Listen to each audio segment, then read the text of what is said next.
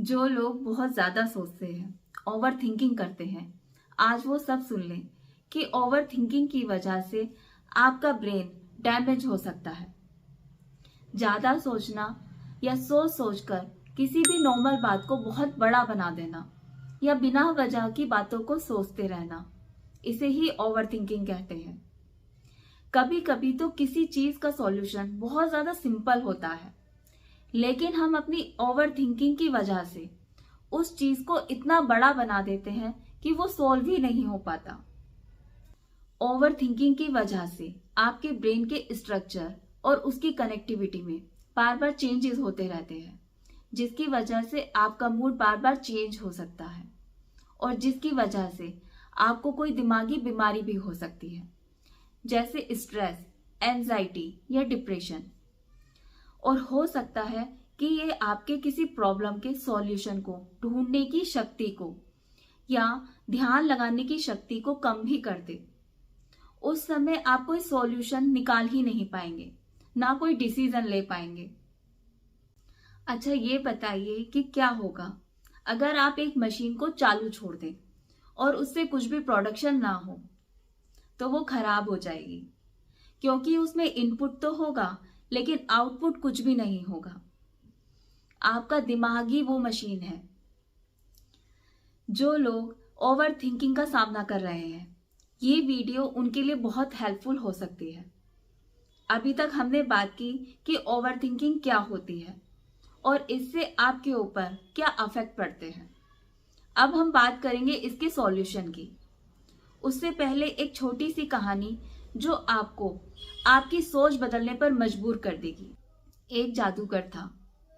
वो ये दावा करता था कि कैसा भी ताला हो, वो आधे घंटे के अंदर उसको खोल देगा।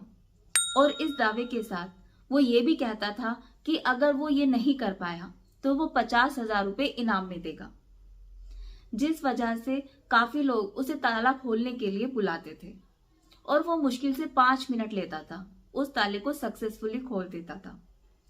उसकी इसी कला की वजह से वो काफी फेमस हो चुका था। तब एक दिन उसको ताला बनाने वाली एक कंपनी ने बुलाया। एक निश्चित तारीख और एक निश्चित समय उसके लिए तय किया गया। उसने वो चैलेंज एक्सेप्ट किया। जब उस निश्चित समय पर वो वहां पहुंचा, तब उसका स्वागत जोरदार तालियों से किया गया और ये देखने के लिए काफी लोग भी इकट्ठा हुए थे। तब उस कंपनी के मालिक ने जादूगर से कहा कि उस कमरे का लॉक तोड़कर तुम्हें अंदर जाना है।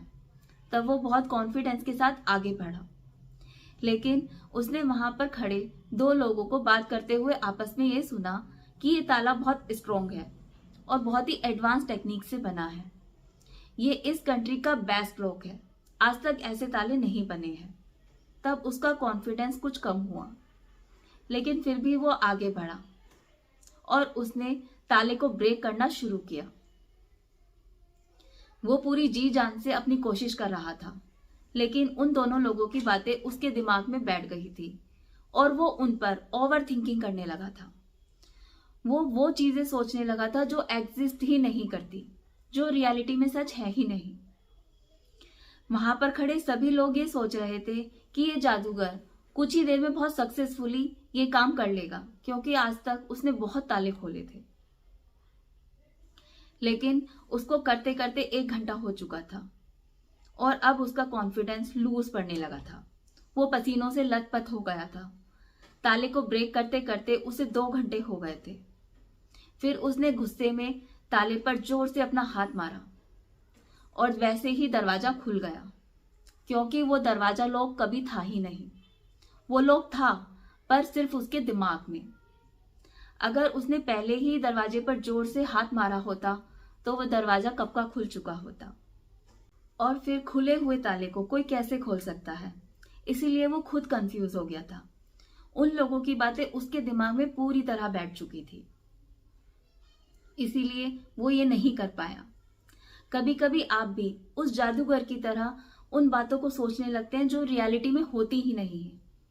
आपको भी आकर कोई भी कुछ भी बोल दे तो उन बातों पर आप ओवर थिंकिंग करने लग जाते हैं।